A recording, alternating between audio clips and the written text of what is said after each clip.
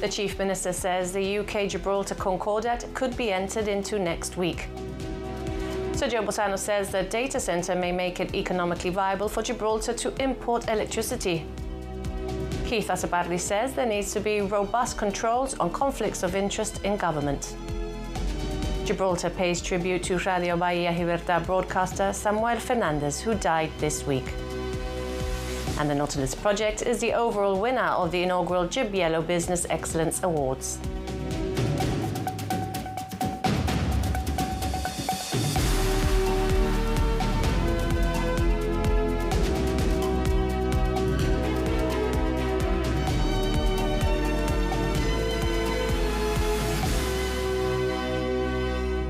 Good evening. The Chief Minister says the UK-Gibraltar Concordat could be entered into next week ahead of the future UK-EU treaty implementation the week after. During this afternoon's parliamentary session, Fabian Picardo also defended the agreement against opposition concerns that Schengen's short-stay rules could deter British visitors, insisting the treaty would supercharge Gibraltar's tourism industry. He pointed to government tourism figures which, he said, supported his claim.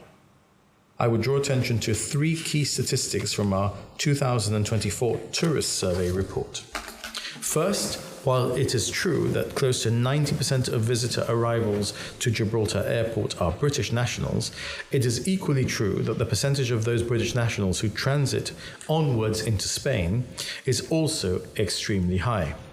In other words, those travellers are already subjecting themselves to the 90 in 180-day rule by virtue of entering the Schengen area. Second, the average stay of any visitor arriving in Gibraltar by air is 3.4 days. Just 3.4 days, Madam Speaker. These stays account for just over 13% of total tourist expenditure.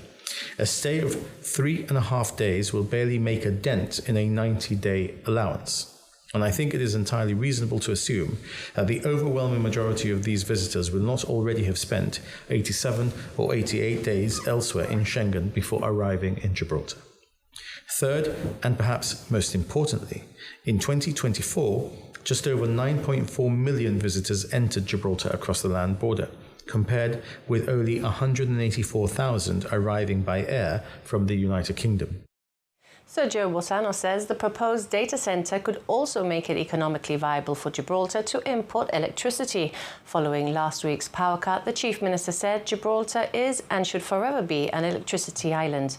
However, during questions in Parliament today, the Minister for Inward Investment said the data centre's large energy demand would make an external power connection affordable in a way that would not otherwise be possible.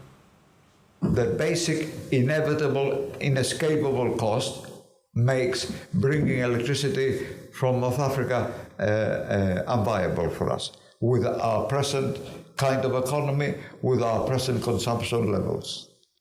So the fact that we can piggyback on somebody that is going to be taking 95% of the electricity and giving us 5% is the ideal situation. Parliament has now adjourned until 10:30 on Tuesday morning for what Fabian Picardo said would be his last time moving the appropriation bill. Now, Keith Asabarri says there needs to be robust controls on conflicts of interest in government and that the bill recently introduced is not fit for purpose. The leader of the opposition said there needs to be greater scrutiny on the award, eligibility and supervision of government contracts. Mr. Asabarri was speaking to Kellyanne Borge on Gibraltar Today, answering a question from the public on how a GST government would govern differently on the matters of conflicts of interest and high-value tenders. We would absolutely have a different attitude and approach in respect of that. That is what is at the heart of the principal auditor's complaints in many respects of waste and abuse, and of course the notorious now issues that have been in the public domain. It requires a robust conflicts of interest law. The law that has been put forward by the government is tame. It's a toothless bureaucracy. We need to learn the lessons of the McGrail inquiry, and the fundamental lessons of the McGrail inquiry inquiry and the Open Show report is to understand the facts of the McGrail inquiry and the insidious and corroding conflicts of interest that led to that inquiry. And that is not just a lesson in itself, it's the tip of the iceberg, because we all know that in Gibraltar we need to go much deeper, much further on controlling those conflicts of interest that is leading to the award of contracts in circumstances where there are clear conflicts of interest that the government itself do not recognize. So you say we need more robust laws. What would that look like in practice? What does that mean? Well, in practice, what it will do is fundamentally, you need to look at the eligibility of government contracts so that you create a bag of prohibited individuals that cannot vie for a government contract, and then a bag of restricted individuals that are subject to declarations that can apply, but at least the declarations are public. Look, I mean, at the heart of the McGrail inquiry, let's not forget there is a company called 36 North, in respect of which the law firm of the Chief Minister had ultimate beneficial interests, and so did the Chief Minister.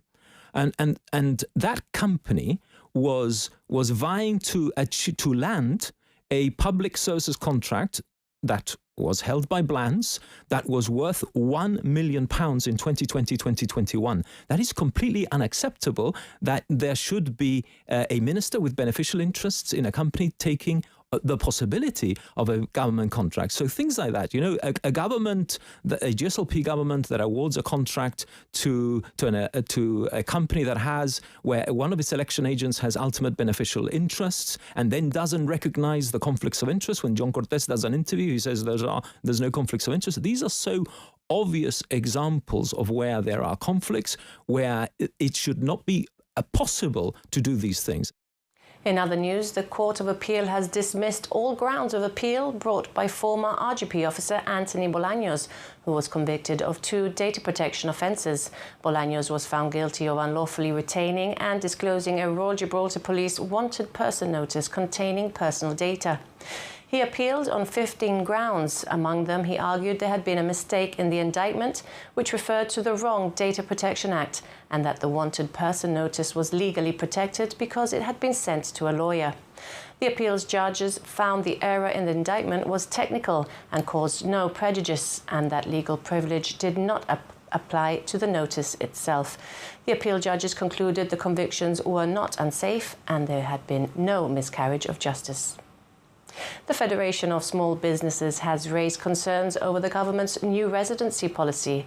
The GFSB says this could make it harder to do business on the Rock and make recruitment and retention more difficult. However, the government says Gibraltar is open for business and will remain so. The GFSB says its principal concerns include proposed minimum earnings threshold of £37,500 for residency. It says 67% of all jobs in Gibraltar fall below this threshold, meaning this could affect employers' ability to attract and retain staff, adding this will have the most impact on British nationals. It also raises concerns over the residency age ceiling of 55 and proposed arrangements for new businesses and self-employed people. The GFSB asks the government to share the data, modelling and impact assessment underpinning the proposals. In response, Number 6 says it welcomes the GFSB's constructive tone and notes it recognises the objective of protecting public services and ensuring long-term fiscal sustainability. The government says it's important not to conflate eligibility to work with eligibility to reside in Gibraltar. It says 44% of the workers the GFSB are citing as being under the earnings threshold are cross-frontier, adding the remaining 23% will largely be covered by the exemptions. It says the framework will include flexibility for skills, labour shortages, sectoral needs and wider economic interests. The government says the Chief Minister has set out in Parliament the exceptional rise in new arrivals that led to the temporary pause, adding the regulations expected to be published this week will provide further clarity. A locally based online gambling business has been fined £900,000 by the UK Gambling Commission for social responsibility failures. An investigation into Petra Gibraltar Limited, which runs Betfred.com, found failures in its policies and procedures. The Commission said this meant some customers displaying markers of harm were not contacted quickly enough. However, it said the company acted swiftly to implement interim controls and have since delivered an appropriate action plan. It calls on all operators to learn from this case to ensure they do not make the same mistakes. The Royal Gibraltar Police is encouraging any victims of or witnesses of domestic abuse to report concerns and seek support. Incidents of domestic violence in England spike significantly during major football tournaments whenever the national team plays. Here on the Rock, the number of reported incidents of domestic violence involving drugs or alcohol has doubled since the World Cup began. Detective Constable Jordan Recaño told Gibraltar Today late fixtures may be lowering the number of incidents as opposed to midday matches, which typically see an increase. Even though there's less incidents in June, clearly the alcohol and the drugs isn't what causes the domestic abuse, but in households who have abuse already present, it definitely encourages it, as it were. And it just shows it with the World Cup. The World Cup started on the 11th of June. From the 11th of June onwards, I checked the 2 weeks from the start of the World Cup, post and prior, and the domestic abuse incidents involving alcohol and drugs has doubled since the World Cup started.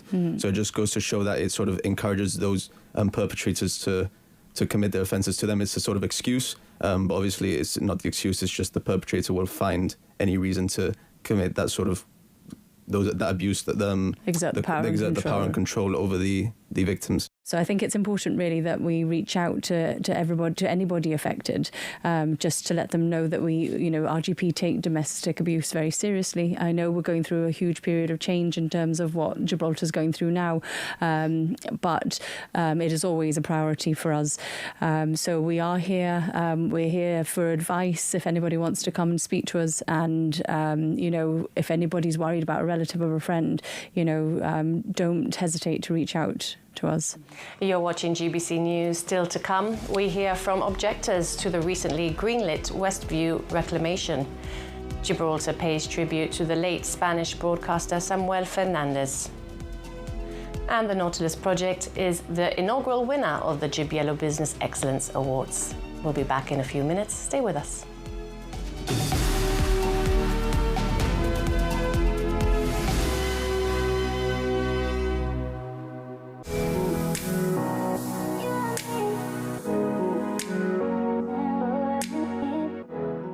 The moments that matter don't wait for Wi-Fi. From sharing big news instantly to streaming your favourite shows on the go, your connection should always be there.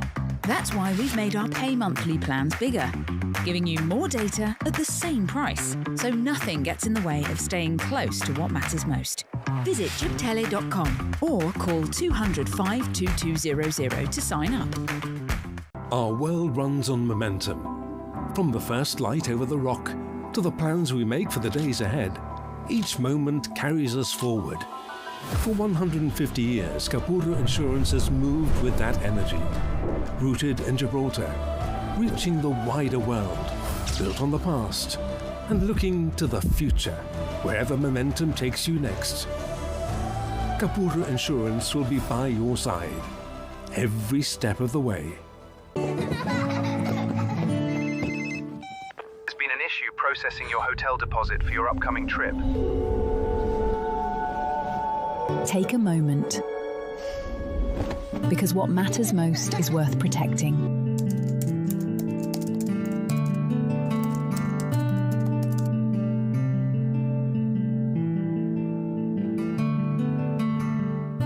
Welcome to Cepsa Gibraltar, your one-stop station for every journey. Refuel fast, recharge your EV, and drive cleaner with our AdBlue service. Step inside Carrefour Express for fresh food, drinks, and daily essentials. From road trips to quick stops, we've got everything you need, all in one place. Cepsa Gibraltar, powering your drive every day.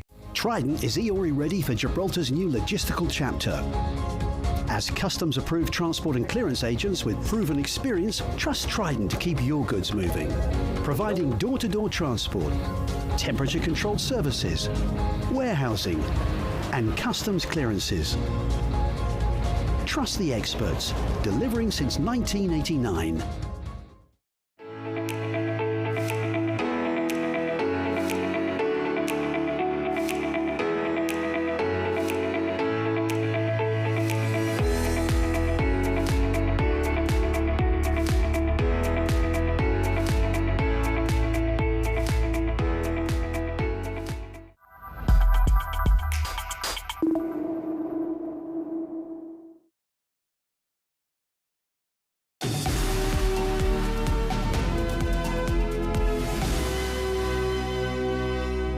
We'll come back. Gibraltar needs homes, investment and expansion, but at what price?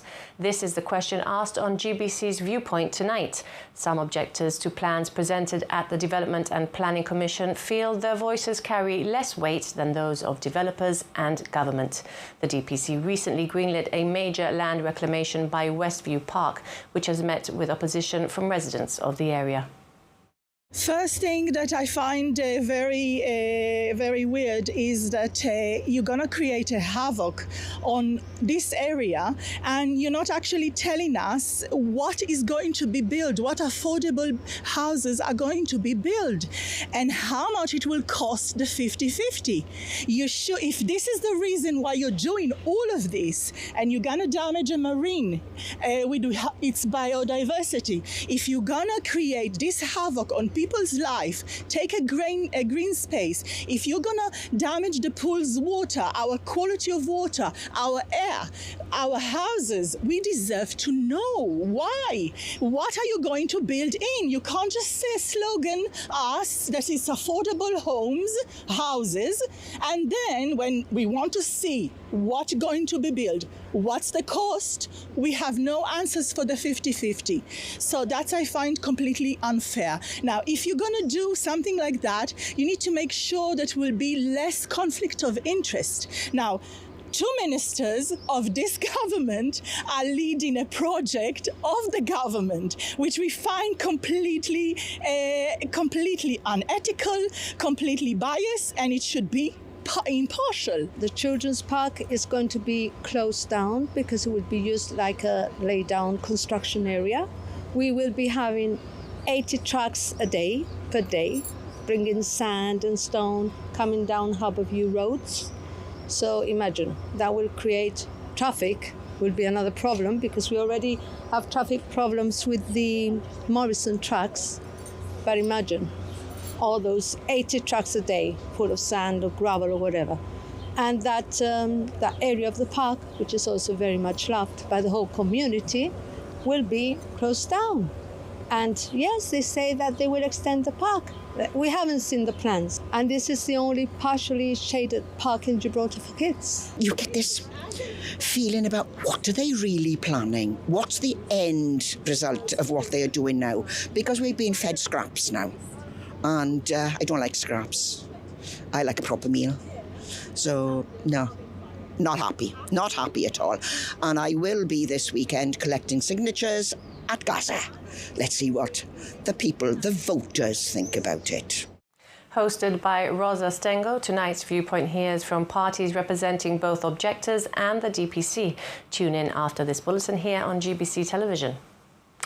Well, tributes are being paid following the death of Spanish broadcaster Samuel Fernández, founder and former director of Radio Bahía Gibraltar. A familiar figure to many on both sides of the frontier, Samuel Fernández maintained close links with Gibraltar throughout his broadcasting career. For years, Radio Bahía Gibraltar gave extensive coverage to events on the Rock, with Samuel regularly interviewing the Chief Minister and other public figures. He was also involved in a number of cross-border initiatives, including meetings of the Cross Frontier Group, reflecting his long-standing support for dialogue and cooperation between Gibraltar and the Campo de Gibraltar. Away from broadcasting, Samuel was also well known in football. As president of Real Balompédica Linense, he oversaw the club's first promotion to Segunda División B in 1983, a milestone in the club's history. Mr. Fernández's death has prompted tributes from across the Campo area and Gibraltar itself, with the government calling him an unconditional supporter of Gibraltar and its people. The Chief Minister said he was genuinely sorry to hear of his passing, saying he's been a staunch source of personal support in recent years and a huge defender of Gibraltar for decades. Former private sector chairman and member of the cross-border group, Juan Pesino, has also spoken of Samuel's support of people on both sides of the frontier, especially when faced with injustice. Samuel era una persona que reportaba cualquier injusticia, sea a nivel de problemas de trabajo, a nivel de problemas personales que tenían trabajadores en Gibraltar. En fin, una cadena de cosas que Samuel, y gracias a su radio, pues estábamos para servir no solamente al campo de Gibraltar, sino a todo su entorno. GBC offers our condolences to his family. The Nautilus project is the overall winner of the inaugural Gib Yellow Business Excellence Awards. The charity took home the night's top honour after also winning the Outstanding Not-for-Profit Association category. The winner of the Business Award 2026 is the Nautilus project.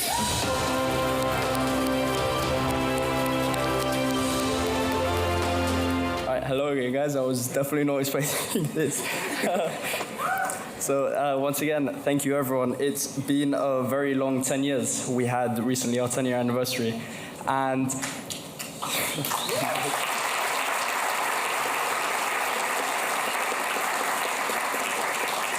I would like to say it started off as a family charity, and with how much it's grown over the 10 years, I'm very thankful to all of Gibraltar for all of the help and how much everyone has contributed. So thank you very much. There were also 9 other awards given, 5 in public voted categories and 4 in industry-led awards. And you can watch the Gib Yellow Awards in full on our website, gbc.gi. Well, ferns from the convent gardens have been moved to the Gibraltar Girls' High School. Pupils became gardeners for the day to carry out the job themselves. It is very important that kids go back to nature, actually put their hands in soil. It's good for the mental health, it's good for their physical health, and we need to get all our children connecting back to nature. There's nothing like getting your hands dirty and learning lessons firsthand. And that's exactly what these girls did. Plus, they had the extra benefit of being part of a project for their school. The Horticultural Society encourages the recycling of plants and replanting them in different parts of Gibraltar. This is what, as a society, we are aiming to, that we have to get. This is not about saying this is a short-term thing. This is a long-term project where we get our youth to understand why it is important to have plants, why it's important to have trees, why we need the birds, the pollinators, and that we are all more connected to nature, because Gibraltar could easily become a garden city, but it takes a team. And this is the architects, government, the charities, the people on the street, our children. We need everybody to come together to make Gibraltar the beautiful city that it can be. It's really nice to be around the nature and learning about the plants and the roots and stuff. It's really nice to be here because I have a terrace at home where I garden with my mum, and now I could do it in bigger places. I'm really privileged to be here. I'm really glad that the school allowed me to come here. It's a very memorable place to learn how all the plants grow, about the roots. I love science. I love it so much because we get to see what we don't really get a lot of time to be out here, so it's really fun to look at the science and the plants that we want to see. They're really beautiful. Yeah, it's really fun to be out here and looking at nature instead of being in math. And it's very fun to get at the school and the class to see the sun. Well, it's nice that you're going to have these plants planted in your schools. Yeah. So it'll be quite nice that you've been a part of that. Yeah, now our school will look so much prettier, and we'll have all this nature in our school. It's nice that we can things that would be thrown away, and then we can plant them again in another place to make the school more green and green. I love gardening a lot. I love nature, so it's so much fun for me. Yeah, it's a really fun experience, and to see all the amazing plants they have here. It's really nice. And the difference is as well that you're here. You're not in a classroom doing the sun. Yeah, nice outdoors. The sun is as well. It's nice weather. Much better. It's a different type of work. It's a lot more outdoors and naturey. I think this is amazing. I think particularly for young people of Gibraltar who maybe don't have the same opportunities to be outside and be gardening, I think this is an amazing chance for them. And it's amazing for our school to be able to bring some greenery and some plants to our courtyard. So we're very grateful. They're learning more than they think, aren't they? Because they're really enthused. Yeah, absolutely. This is putting into practice what they learn in lessons and really getting those practical skills as well. So it's great. The children and adults, we need to learn to respect that nature and understand how to live with it. Because I understand people don't maybe want lots of bees or lots of things around where they are, but actually we need to learn how to live with nature, because that nature is what's going to save us and give us a better life. Well, that's all from the GBC News team for now. Don't forget, you can always catch up on our website and social media pages. Have a good evening.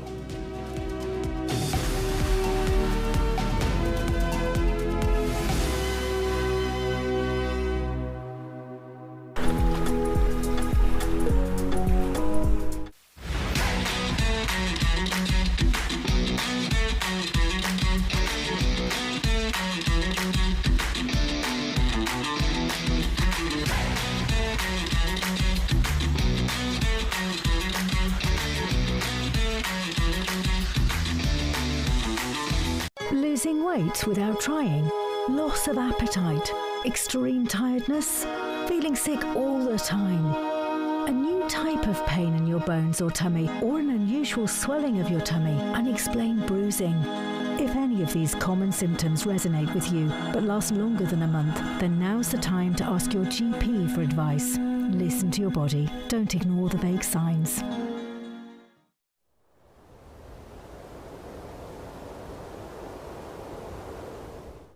Good evening. Fine weather for the next few days. We will continue with some Levanta cloud at times, but generally plenty of sunshine. Low pressure further north across Europe, heading its way into Norway, bringing some wet and windy conditions into Denmark. Some heavy showers further east across Europe as well, and further south, some big thunderstorms possible across central and southern portions of Italy through this evening time, gradually fading as we go through the night.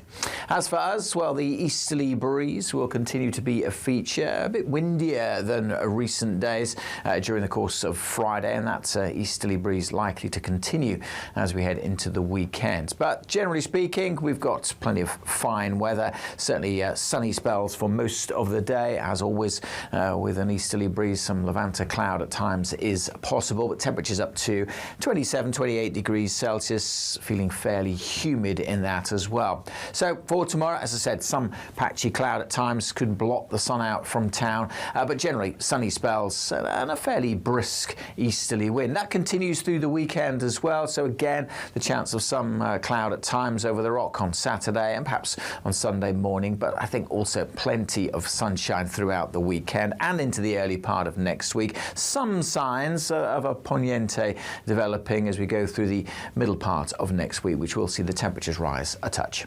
Goodbye. TCA, offering the best boiler service.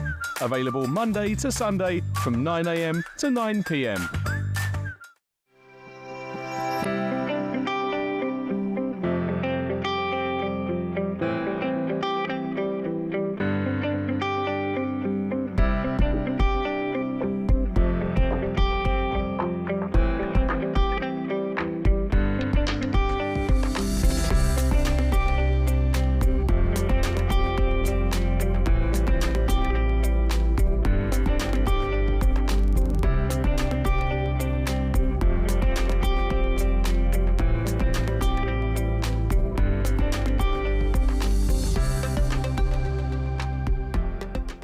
TCA, offering the best boiler service. Available Monday to Sunday from 9 a.m. to 9 p.m.